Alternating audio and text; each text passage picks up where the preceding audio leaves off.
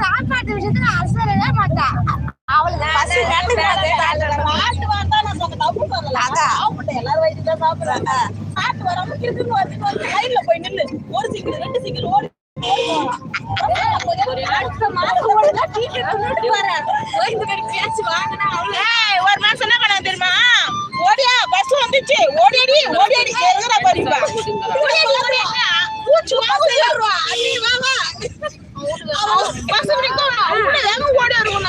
ஒரு மாசம் பார்த்துட்டு இருந்தாங்க. அதனால டக்குனு வந்துச்சு. வயசு கம்மியா தான் இருக்கும். ஒண்ணு ஒண்ணு பேக் வந்து இது யாட்டி பாதிக்க ஓடுற வாங்கி தராம பஸ் வரணும்னா அதான் 45 போடு தாலி. அதான் செட்டி வாங்கிட்டு வந்தேன். இந்த வாட்டி போட்டோ வாங்கிட்டு வந்து கருவாடு வாங்கிட்டு